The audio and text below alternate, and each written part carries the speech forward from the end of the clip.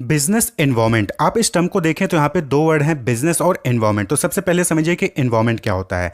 देखिए, environment mean surrounding और conditions in which people, animal, plant lives और operate. यानी कि आप जहाँ पे भी रह रहे होंगे, हम सभी लोग इस अर्थ पे एग्जिस्ट करते हैं, तो अकेले एग्जिस्ट नहीं करते हैं, हम बहुत सारी चीज़ों के साथ एग्जिस्ट करते हैं। तो हम बहुत सारी चीज़ों से क्या है, घिरे हुए हैं, और जिसका इम्पैक्ट, जिसका असर हमारे ऊपर निगेटिव या पॉजिटिव वे में पड़ता है। तो वो चीज़ें जो जिनसे हम घिरे हुए हैं और जिनका असर हम पे पड़ता है, उसी को हम क्या कहते हैं, एनवायरनमेंट कहते हैं। क्लियर। आपके रिलेटिव्स हो गए, आपके जो है फ्रेंड्स हो गए, आपके फैकल्टीज हो गई, आपका गवर्नमेंट हो गया, टेक्नोलॉजी जो चेंज हो रही है उसका इंपैक्ट आपके ऊपर पड़ता है, तो ये सब आपका एनवायरनमेंट हो गया। तो इसी तरीके से जो बिजनेस होता है, बिजनेस क्या होता है, बिजनेस कोई ऑर्गेनाइजेशन हो गया, कोई भी इंटरप्राइज हो गया जो कि commercial, industrial with professional activities perform करती है, कंपनीज जो आप कहते हो। बिजनेस को हमने पहले डिटेल में देख लिया है। तो बिजनेस क्या है, कोई भी ऑर्गेनाइजेशन, इंटरप्राइज। तो वो जो ऑर्गेनाइजेशन है, इंटरप्राइज है, अकेले काम नहीं करती है ना, वो क्या है, वो भी बहुत सारी चीजों से घिरी हुई है जिसका इंपैक्ट उसके ऊपर पड़ता है। चाहे वो गवर्नमेंट के रूल रेगुलेशंस ले लीजिए, चाहे वो पॉलिटिकल सिस्टम ले लीजिए, चाहे उसके कस्टमर्स ले लीजिए, कंपटीटर्स ले लीजिए, शेयर होल्डर्स ले लीजिए, एम्प्लॉयज ले लीजिए। तो बिजनेस जो है वो बहुत सारे लोगों से घिरा हुआ है, बहुत सारे इंस्टीट्यूशन से घिरा हुआ है, और उसका इंपैक्ट बिजनेस के ऊपर पड़ता है, उसकी परफॉर्मेंस के ऊपर पड़ता है। तो उसी को हम क्या कहते हैं, बिजनेस एनवायरनमेंट कहते हैं। यानी कि बिजनेस का एनवायरनमेंट, बिजनेस का एनवायरनमेंट जिसका असर बिजनेस की परफॉर्मेंस पे नेगेटिव या पॉजिटिव वे में पड़ता है। तो the sum total of all individuals, institutions and other forces that are outside the control of a business enterprise but that may affect its performance। तो उसी को हम क्या कहते हैं, बिजनेस एनवायरनमेंट कहते हैं। मतलब कि क्या हो गया कि वो सभी लोग, इंडिविजुअल्स यानी वो सभी लोग, वो सभी ऑर्गेनाइजेशन या इंस्टीट्यूशंस जो दूसरे इंस्टीट्यूशंस होते हैं, और वो सभी फोर्सेस जो कि बिजनेस, किसी भी बिजनेस एंटरप्राइज के बाहर हैं, लेकिन उसका इंपैक्ट जो है वो बिजनेस की परफॉर्मेंस पे पड़ता है, बिजनेस की परफॉर्मेंस को अफेक्ट करता है। तो उसी को क्या कहते हैं, बिजनेस इन्वायरमेंट कहते हैं। एग्जाम्पल के तौर पे समझिए कि गवर्नमेंट है, तो गवर्नमेंट ने अचानक से टैक्स को क्या किया, इंक्रीज कर दिया। तो बट ऑब्वियस बात है कि जब टैक्स इंक्रीज किया तो कहीं ना कहीं जो कंपनी का जो प्रोडक्ट है वो क्या हो गया, वो एक्सपेंसिव हो जाएगा।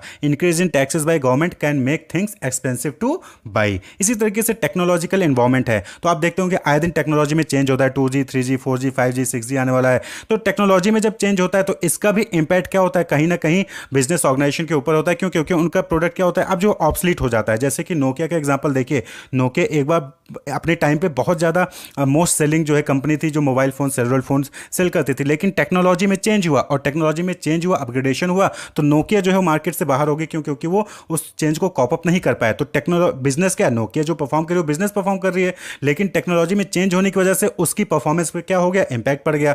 टेक्नोलॉजी इंप्रूव कर गई, और नोकिया जो बिजनेस परफॉर्म कर रही थी, जो 2G फोन्स डेवलप करती थी, उसकी 3G फोन्स डेवलप करती थी, उसकी परफॉर्मेंस पुअर रह गई, और बाकी दूसरे बिजनेस ऑर्गेनाइजेशन आगे चले आए। तो ये इंपैक्ट है, एनवायरनमेंट का इंपैक्ट है बिजनेस पे।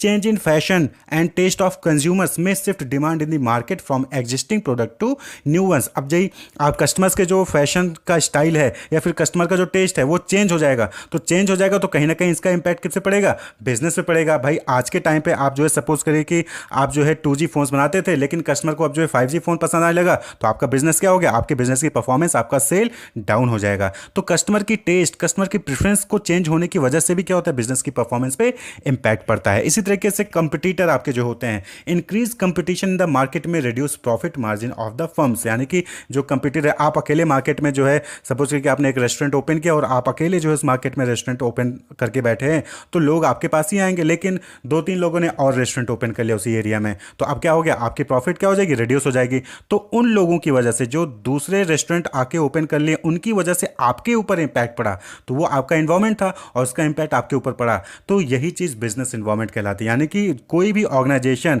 उससे रिलेटेड लोग, चाहे वो कोई भी इंडिविजुअल हो, चाहे बाहर के लोग हों, चाहे बाहर का कोई दूसरा ऑर्गेनाइजेशन हो, चाहे गवर्नमेंट हो, चाहे टेक्नोलॉजी हो, चाहे वो नेचुरल एनवायरनमेंट हो। क्योंकि नेचुरल एनवायरनमेंट क्यों है, क्योंकि वहीं से तो रॉ मटेरियल आता है उनके पास, जिसको वो यूज़ करके प्रोडक्शन करते हैं, मैन्युफैक्चर करते हैं, प्रोडक्ट बनाते हैं।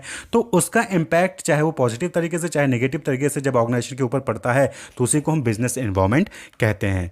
क्लियर। तो बिजनेस एनवायरनमेंट को अलग अलग ऑथर्स ने डिफाइन किया है, जैसे कि रनेकर एंड स्कोल ने इसको डिफाइन किया। क्या कहा कि the environment of a business consist of all all those external things to which it is exposed and by which it may be influenced directly or indirectly। यानी कि जो बिजनेस का एनवायरमेंट है वो सभी एक्सटर्नल थिंग्स को include करता है जिसको वो एक्सपोज होता है, यानी कि जिससे वो डील कर रहा होता है और उसका इन्फ्लुएंस जो है डायरेक्टली इनडायरेक्टली उस बिजनेस के ऊपर पड़ता है। चाहे वो उसके कस्टमर्स ले लीजिए, चाहे सप्लायर्स ले लीजिए, चाहे होलसेलर्स ले लीजिए, चाहे गवर्नमेंट ले लीजिए, चाहे कोई और इंस्टीट्यूशंस ले लीजिए, उसके कंपटीटर्स ले लीजिए। इसी तरीके से आर्थर एम वेमर ने इसको डिफाइन किया। उन्होंने क्या कहा कि इट इनकम्पसेस द क्लाइमेट और set of conditions economic, social, political और institutional in which business operations are conducted. यानी कि जहां पे भी वो इकोनॉमिक कंडीशन, वो सोशल कंडीशन, वो पॉलिटिकल कंडीशन, वो इंस्टीट्यूशनल कंडीशन या क्लाइमेट जहां पर बिजनेस ऑपरेट करता है उसी को क्या कहते हैं, बिजनेस एनवायरनमेंट कहते हैं। क्लियर? तो बिजनेस एनवायरनमेंट का मतलब कि वो सभी इंडिविजुअल इंस्टीट्यूशंस या फोर्सेस जिसका इंपैक्ट बिजनेस के परफॉर्मेंस पे पड़ता है तो उसी को क्या कहते हैं, बिजनेस एनवायरनमेंट कहते हैं। नेक्स्ट टॉपिक है फीचर्स ऑफ बिजनेस एनवायरनमेंट, यानी कि बिजनेस एनवायरनमेंट के क्या क्या फीचर्स हैं, क्या कैरेक्टरिस्टिक्स हैं। तो सबसे पहली चीज़ की जो बिजनेस एनवायरनमेंट है वो एक्सटर्नल फोर्सेस का टोटल है, यानी कि it is the sum total of all things external to business firm.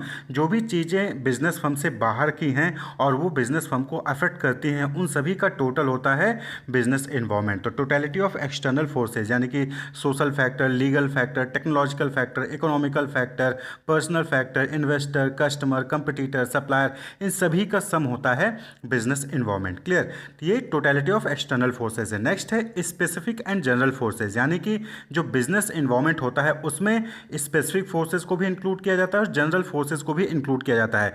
Specific forces का मतलब होता है कि कुछ ऐसे फैक्टर्स जो किसी पर्टिकुलर इंटरप्राइज को, पर्टिकुलर बिजनेस को ही अफेक्ट करते हैं और उनको डायरेक्टली अफेक्ट करते हैं और उनके डे टू डे वर्किंग में अफेक्ट करते हैं। जैसे कि स्पेसिफिक फोर्सेज में होते हैं इन्वेस्टर, कस्टमर, कॉम्पिटिटर, सप्लायर। तो ये जिस भी बिजनेस से रिलेटेड होंगे उनको डायरेक्टली अफेक्ट करेंगे, उनके डे टू डे वर्किंग में अफेक्ट करेंगे। अब सप्लायर है, रॉ मटेरियल आपने उसने किसी दिन नहीं भेजा तो जो प्रोडक्शन है उसको बिजनेस ऑर्गेनाइजेशन का वो उस दिन के लिए रुक सकता है, तो ये डायरेक्टली अफेक्ट करते हैं। क्लियर? तो ये स्पेसिफिक फोर्सेज होते हैं, यानी कि ऑर्गेनाइजेशन टू ऑर्गेनाइजेशन ये फोर्सेज डिफरेंट हो सकते हैं। वहीं पर नेक्स्ट है जनरल फोर्सेज। जनरल फोर्सेज यानी कि कॉमन फोर्सेज, यानी कि ये किसी भी टाइप का बिजनेस होगा, किसी भी टाइप का इंटरप्राइज होगा, सबको अफेक्ट करता है और ये इनडायरेक्टली अफेक्ट करता है। तो जनरल फोर्सेज जैसे कि सोशल, पॉलिटिकल, लीगल, टेक्नोलॉजिकल, तो ये जनरल फोर्सेज होते हैं और इनका सभी टाइप के बिजनेस पे, इंटरप्राइज पे इसका अफेक्ट होता है और ये इंडिविजुअल फर्म को इनडायरेक्टली अफेक्ट करते हैं।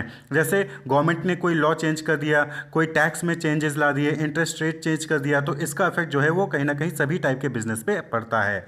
नेक्स्ट जो कैरेक्टरिस्टिक्स है, फीचर्स है, दैट इज इंटर रिलेटेडनेस, यानी कि जो बिजनेस एनवायरनमेंट के डिफरेंट फैक्टर्स हैं, डिफरेंट फोर्सेज हैं, वो आपस में इंटरलिंक्ड होते हैं। यानी कि अगर एक जगह पे कोई चेंज होता है तो उसका इंपैक्ट किसी दूसरे फोर्स में, किसी दूसरे फैक्टर पे भी पड़ता है। यानी कि अगर इकोनॉमिकल चीज़ों में कोई चेंजेस हो रहा है तो उसका इफेक्ट जो है वो सोशल फैक्टर पे भी पड़ता है। सोशल फैक्टर में कोई चेंज हो रहा है तो उसका इफेक्ट इकोनॉमिकल फैक्टर पे भी पड़ता है। जैसे कि लाइफ एक्सपेक्टेंसी जो है पीपल की, या फिर हेल्थ से रिलेटेड अवेयरनेस जो है वो पीपल की जब बढ़ जाती है तो उस केस में उनकी डिमांड क्या होती है, जो हेल्दी प्रोडक्ट होते हैं, हेल्दी सर्विसेज होती हैं, उनके लिए जो है उनकी डिमांड बढ़ जाती है। जब इसकी डिमांड बढ़ जाएगी यानी कि कहीं ना कहीं इकोनॉमिक पे इसका असर पड़ता है। यानी कि जो फैक्टर्स होते हैं बिजनेस एनवायरनमेंट के वो क्या है, आपस में इंटर रिलेटेड होते हैं।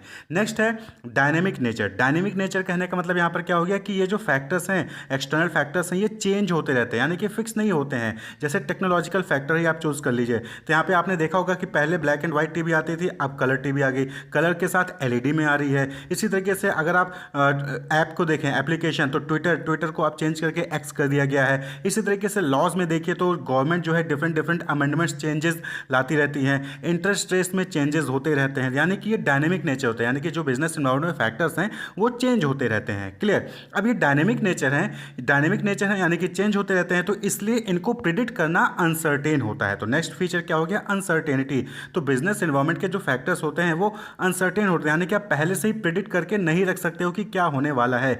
It is very difficult to predict future happenings as in the case of information technology और फैशन इंडस्ट्रीज। तो फैशन इंडस्ट्री में या फिर टेक्नोलॉजी के केस में खासकर इन दोनों में जो है आप प्रिडिक्ट नहीं कर सकते हो कि क्या चेंजेस हो सकता है। टेक्नोलॉजी में अभी देखिए आईफोन 15 लॉन्च हो गया, तो यानी कि बहुत सारी चीज़ें यहाँ पर जो है टेक्नोलॉजी में चेंजेस होते रहते हैं, नए नए जो है सॉफ्टवेयर्स आ जाते हैं, नए नए एप्लीकेशंस आ जाते हैं, तो चेंजेस यहाँ पर होते रहते हैं और अनसर्टेनिटी रहती है कब कहाँ कौन सक्सेसफुल हो जाए, यहाँ पर कोई भी चीज़ आप जो है प्रिडिक्ट नहीं कर सकते हैं। नेक्स्ट है कॉम्प्लेक्सिटी। कॉम्प्लेक्सिटी कहने का मतलब यहाँ पर ये हो गया कि बिजनेस इन्वायरमेंट में बहुत सारे ऐसे फैक्टर्स हैं जो कि आपस में इंटरलिंक्ड हैं और एक साथ आप सभी फैक्टर को कॉम्प्रिहेंड समझ नहीं सकते हो कि किसका इंपैक्ट कहाँ पर किस पे पड़ने वाला है, किस में चेंज होने वाला है, किस में चेंज नहीं होने वाला है, किसका पॉजिटिव इंपैक्ट पड़ेगा, किसका नेगेटिव इंपैक्ट पड़ेगा, यानी कि कॉम्प्लेक्स है, आसानी से समझ में नहीं आता है बिजनेस एनवायरनमेंट के जो फैक्टर्स है उनका जो इंपैक्ट है बिजनेस में। तो it becomes difficult to comprehend at once what exactly constitute a given environment as it is dynamic and interrelated, क्योंकि डायनेमिक होता है, चेंज होता है, अनसर्टेन होता है,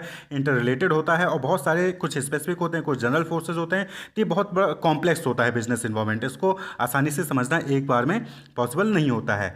नेक्स्ट फीचर है दैट इज रिलेटिविटी। रिलेटिविटी कहने का मतलब ये है कि ये जो बिजनेस एनवायरनमेंट होता है ये यूनिवर्सल एप्लीकेबल नहीं होता है, यानी कि इंडिया का बिजनेस एनवायरनमेंट जो डिफरेंट फैक्टर्स हैं हो सकता है कि किसी दूसरे कंट्री के बिजनेस एनवायरनमेंट के फैक्टर से डिफरेंट होंगे, सेम नहीं होगा। जो इंडिया का बिजनेस एनवायरनमेंट है जरूरी नहीं है कि किसी दूसरे कंट्री में आप जाएंगे तो वहाँ पर भी वैसा ही बिजनेस एनवायरनमेंट आपको देखने को मिलेगा, यानी कि रिलेटिविटी होती है यहाँ पर यूनिवर्सली एप्लीकेबल नहीं होता है। As it differ from country to country even region to region. Political condition in the USA for instance differ from those in China और पाकिस्तान और इन इंडिया। तो जो पॉलिटिकल कंडीशन यूएसए में हो सकती है जरूरी नहीं कि वो इंडिया में हो या फिर चाइना में हो या फिर पाकिस्तान में हो, सेम ऐसा हो, ऐसा जरूरी नहीं है, ये चेंज होते हैं। टेक्नोलॉजी आप देखिए जापान में यूएसए में पहले वहाँ पर डेवलप हो जाती है, बाद में फिर बाकी कंट्रीज में धीरे धीरे वो स्प्रेड होती है। तो रिलेटिविटी यहाँ पर होती है बिजनेस इन्वायरमेंट में, यूनिवर्सली एप्लीकेबल नहीं होता है कि एक ही साथ सभी कंट्रीज में एप्लीकेबल हो जाए, नहीं ऐसा नहीं होता, चेंजेस धीरे धीरे होते हैं। जैसे कि आप साड़ी की डिमांड को देख सकते हैं, तो साड़ी की डिमांड इंडिया में ज़्यादा होती है as per compare to other country, या फिर